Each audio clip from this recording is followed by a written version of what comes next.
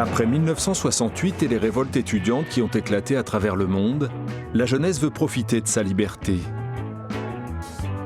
À Amsterdam, en 1975, Anoushka, une jeune Hollandaise de 29 ans, décide de prendre la route jusqu'à Katmandou.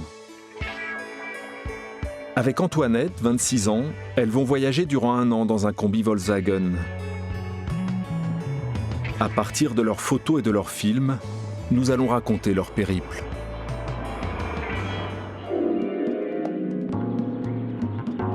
J'ai toujours aimé les voyages. À 18 ans, je suis partie à Londres pour étudier l'anglais.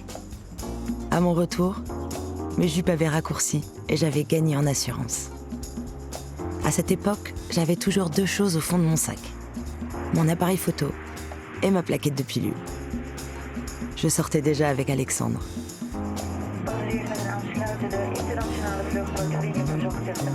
À 23 ans, je suis devenue hôtesse de l'air. À 25, j'ai proposé à Alexandre qu'on se marie. J'aime prendre les choses en main.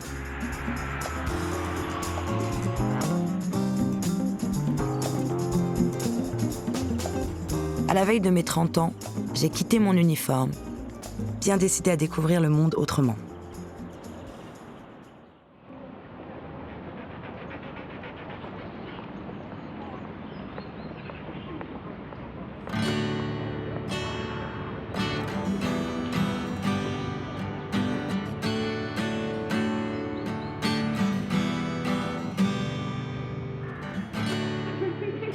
C'était le soir du Nouvel An 1975.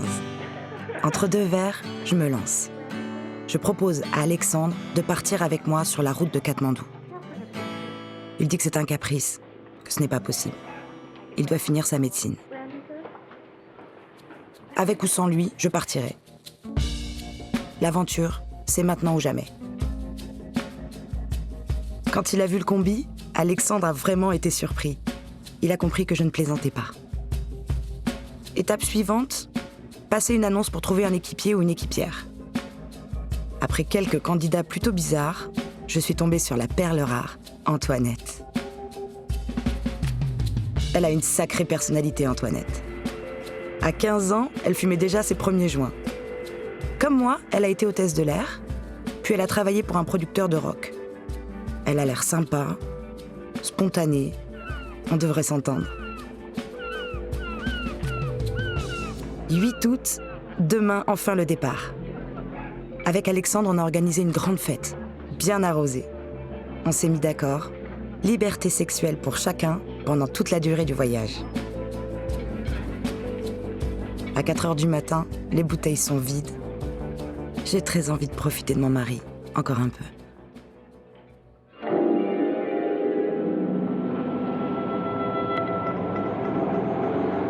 En route, 80 kilos de bagages, 3 roues de secours, une matraque et 4 bouteilles de cognac.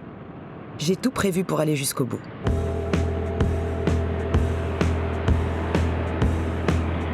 Dans 5 mètres cubes, on va rouler, manger, dormir, bref, vivre. On a le trac. Et pour le chasser, on chante comme des dingues. Antoinette propose d'appeler le combi Caprice parce que, grâce à lui, nous ferons ce qui nous plaît.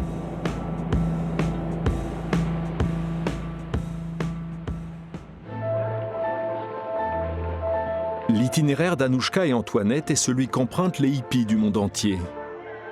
Ils prennent la route de Katmandou pour fuir la société de consommation.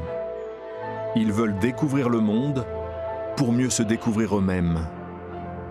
Leur chemin est jalonné de drogue, de spiritualité et de musique.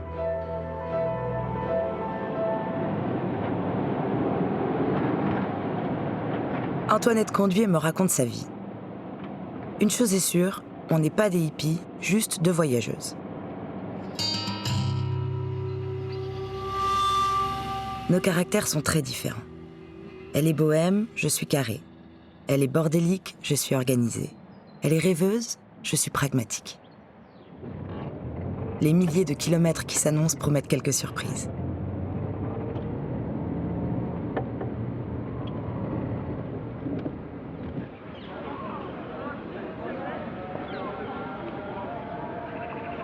Adieu l'Europe. Istanbul, c'est la porte de l'Asie. L'aventure commence vraiment ici. Devant la mosquée bleue, je filme avec la caméra que m'a prêtée Alexandre. Antoinette a emporté son appareil photo.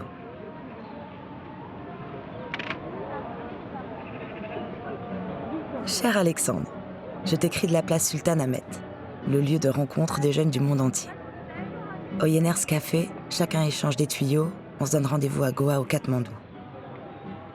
Chez les routards, 2 filles qui voyagent seules provoquent l'étonnement et l'admiration.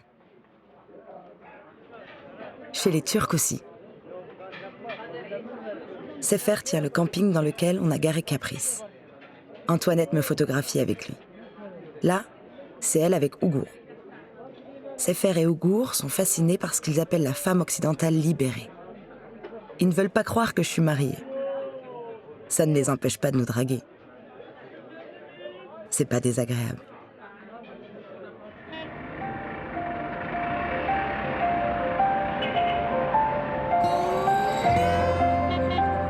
La route défile, 300 km par jour, quand tout va bien. Antoinette adore conduire. Clope au bec et pied au plancher. Moi, carte en main, je donne le cap.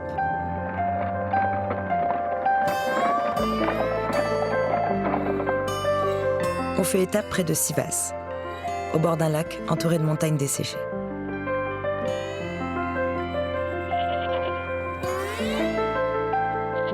Là, nous rencontrons Cam. Je plaisante avec lui. Antoinette fait la moue. Il est beau, mais je te le laisse. Et elle part faire des photos. Je suis restée seule avec Cam. Un instant, j'ai pensé à Alexandre. Le soleil s'est couché et Cam m'a embrassée. Nous avons dormi sur le toit de sa maison. Il était brûlant. Anouchka et Antoinette ne sont pas les seuls à vouloir profiter de leur époque. En Occident, l'amour libre est à la mode. Le mouvement hippie veut promouvoir la liberté sexuelle et la vie en communauté face au modèle familial traditionnel. 6 septembre. Après 4000 km sans encombre, Caprice commence à souffrir. En Anatolie, les pistes sont défoncées. Chaque passage de gué est une aventure. La chaleur est écrasante. On étouffe dans nos 5 mètres cubes. Antoinette fume clope sur clope. Elle laisse ses mégots partout. J'en peux plus. On s'arrête face au mont Ararat et c'est le clash. On s'engueule en plein désert devant des bergers étonnés.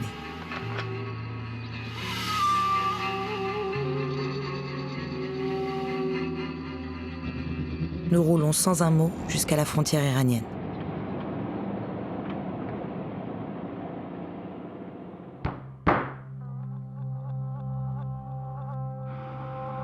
Cher Alexandre, un mois de voyage nous a conduits à Ispahan. Ici, l'ambiance est tendue. À 4h du matin, le muezzin m'empêche de dormir. Tu m'avais prévenu, j'étais folle de partir avec une inconnue.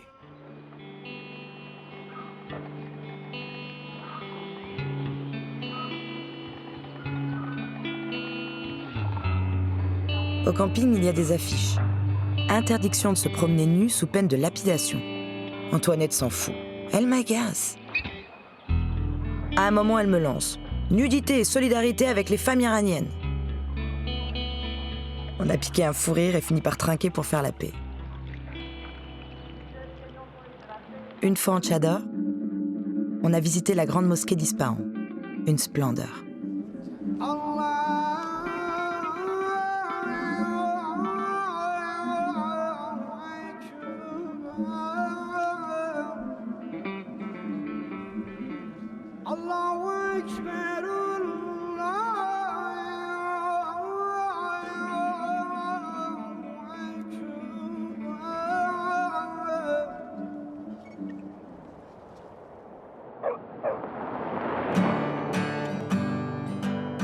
Nous avons fait la connaissance d'un groupe d'Américains. Ils étaient en panne. On leur a donné un coup de main.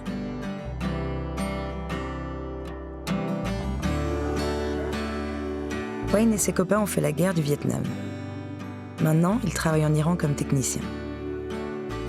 Lewis nous rejoint, il était pilote d'hélico. Je lui demande bêtement pourquoi il n'a pas déserté. Très vite, on s'engueule à propos de l'impérialisme américain. Wayne met tout le monde d'accord en sortant le calumet de la paix. L'opium, c'est la seule bonne chose que j'ai connue au Vietnam. J'hésite, mais Antoinette me pousse. Allez, ça va te détendre. C'est ma première fois. J'ai l'impression que ça ne me fait pas grand-chose. Tu parles.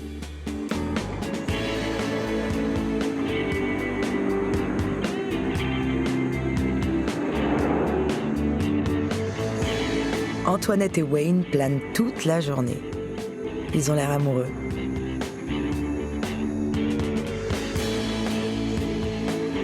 Hier soir, j'ai couché avec Lewis. Nous avons parlé jusqu'au matin, puis il m'a proposé de rester à Ispahan avec lui. Les jours passent, et je me rends compte que moi aussi je suis en train de tomber amoureuse.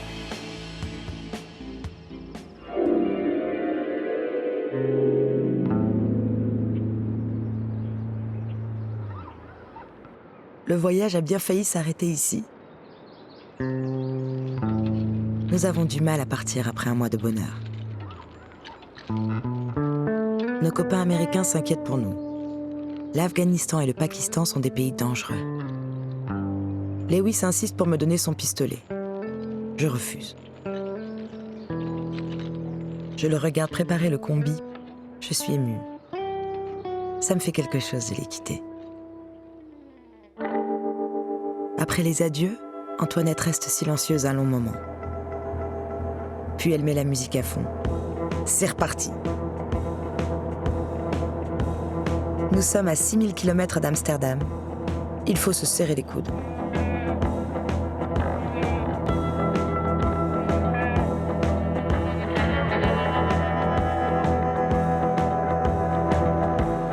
« 20 novembre 1975.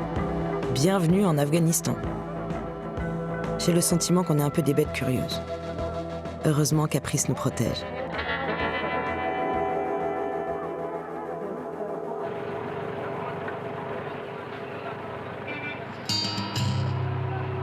À Kandahar, l'atmosphère est lourde. Le regard des hommes hostile. Caché dans le combi, je tourne quelques images. Tout à l'heure, Antoinette s'est fait mettre une main aux fesses. Elle a retourné une gifle au type, il n'en est pas revenu. Cette nuit, nous garderons la matraque à portée de main au cas où.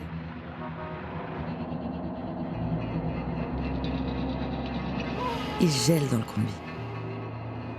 Bloqués à 3000 mètres d'altitude, nous avons grelotté toute la nuit, serrés l'une contre l'autre. La route est une vraie patinoire. Plusieurs fois, nous avons été à 2 doigts de glisser dans le ravin.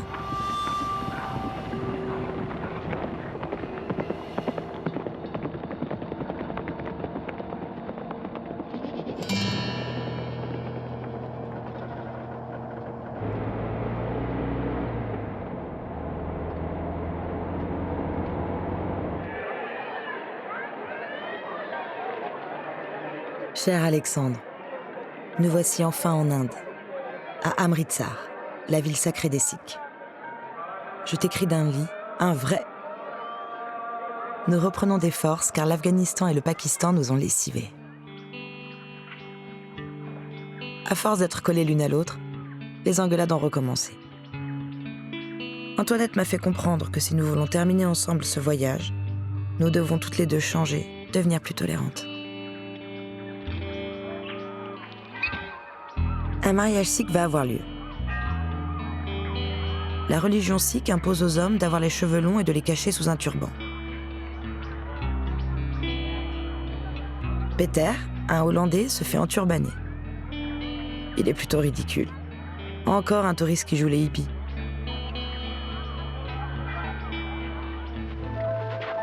En 1975, l'idéal hippie est devenu un folklore dont la publicité et les tours opérateurs se sont emparés. En Europe comme aux États-Unis, les voyages lointains se démocratisent. Les vols charters convoient de plus en plus de voyageurs. Cette année-là, 200 millions de touristes circulent déjà à travers le monde.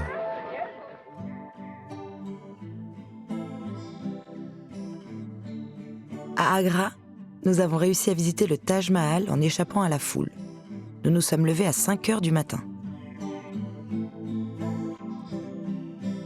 En photographiant le mausolée qui célèbre l'amour éternel, j'ai repensé à Alexandre, au pacte de liberté amoureuse que nous avons passé ensemble.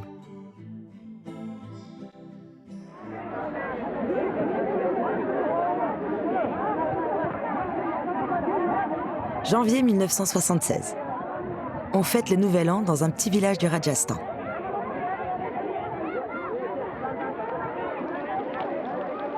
Au menu du réveillon, du dal. Une simple purée de lentilles accompagnée de beignets d'oignons. C'est tout. Impossible de trouver une goutte d'alcool. On fait avec ce qu'on a, et une fois n'est pas coutume, on est sobre pour le réveillon.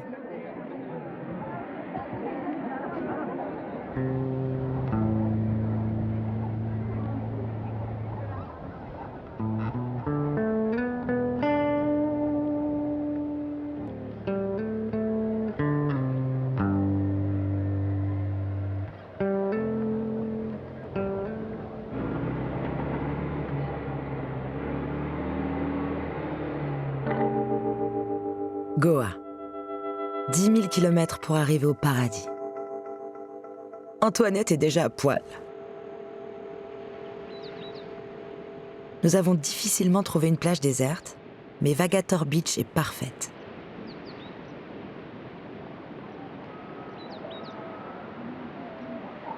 Ici, tous les Occidentaux vivent nus. Les villageois nous observent, un peu surpris.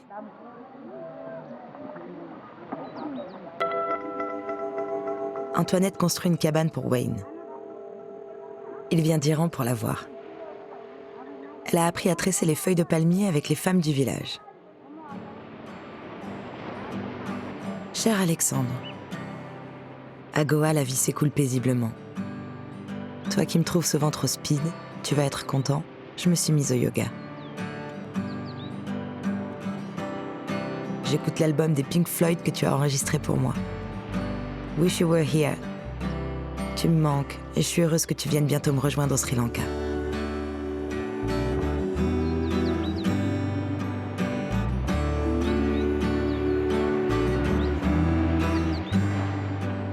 Ce que je n'ai pas dit à Alexandre, c'est que Harry, mon prof de yoga, est divinement beau. Son corps musclé me fait fondre.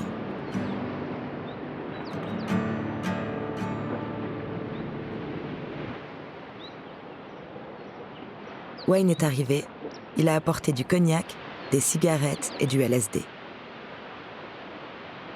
Nous prenons chacune notre dose.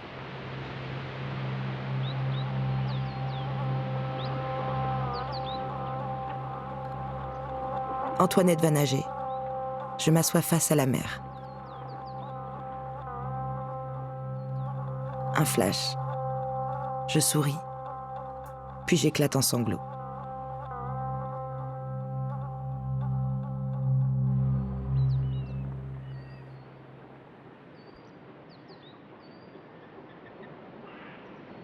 Goa me réussit. Je suis plus cool et ça se passe mieux avec Antoinette. On a beaucoup discuté. Elle a le blues. Son copain Wayne est reparti en Iran et ils ont décidé de ne plus se revoir. J'ai de la peine pour elle. Hier, un Japonais s'est fait piquer par un serpent. Il est mort sur le coup. Antoinette y a vu un signe. Il est temps pour nous de quitter ce paradis. Avant le départ, Harry nous aide à réviser le moteur de Caprice et il me donne son manuel de yoga. Il ne s'est finalement rien passé entre nous. C'est mieux comme ça.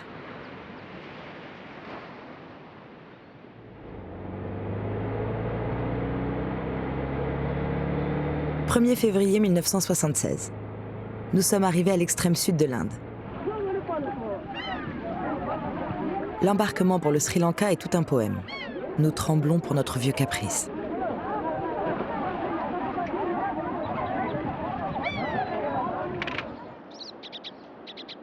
Après 8 mois de séparation, je retrouve Alexandre avec un peu d'appréhension, mais beaucoup de bonheur. Il ne me pose pas de questions, moi non plus. Je me doute que lui aussi a eu des aventures. Mais c'était notre accord. La caméra passe de main en main, on essaye de se fabriquer des souvenirs communs.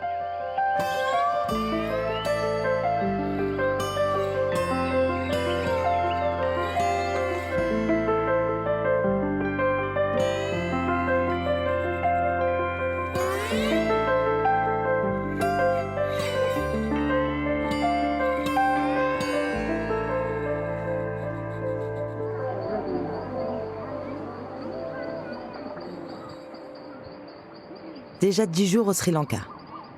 J'ai tenté de convaincre Alexandre de rester avec moi. Mais ses études l'attendent. Il repart demain aux Pays-Bas. Enfin, je sais qu'il sera là-bas à mon retour. Antoinette, elle, personne ne l'attend à Amsterdam.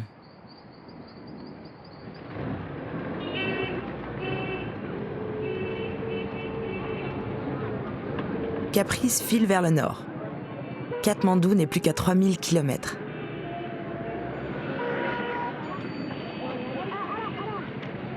On ne s'habitue pas facilement à la conduite à l'indienne. Je me demande comment on n'a pas encore eu d'accident.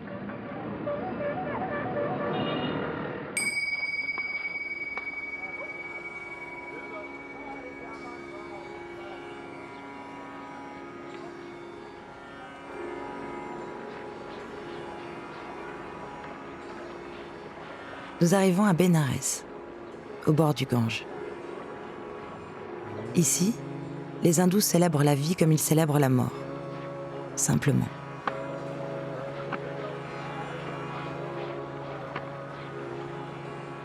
Moi qui rêvais tant de liberté, je me rends compte que c'est un mirage. Un vieil homme me dit « La mort est la seule liberté ». Ça fait réfléchir.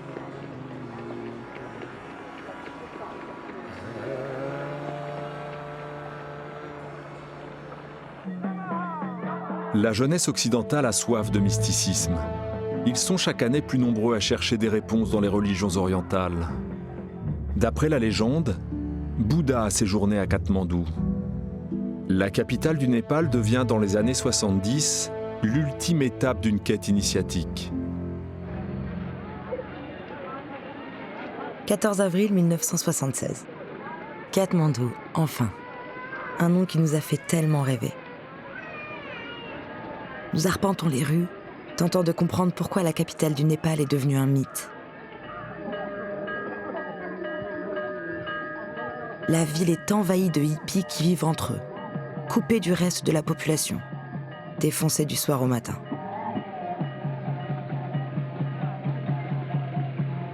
Antoinette et moi, on se rend compte que Katmandou n'était qu'un prétexte. Ce qui était important au fond, c'était la route, le voyage.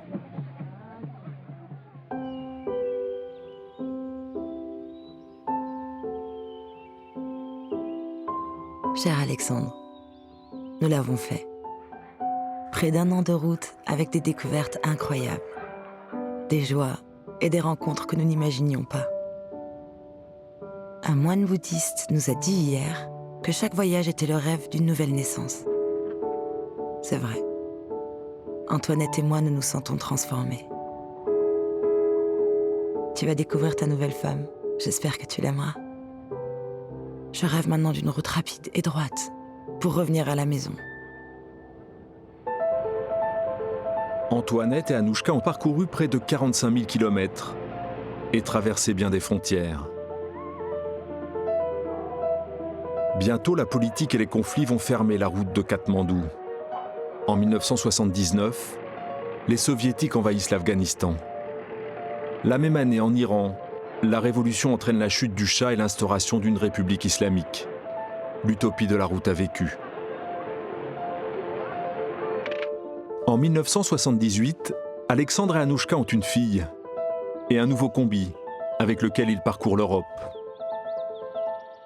Anouchka et Antoinette habitent toujours Amsterdam. Elles sont restées amies.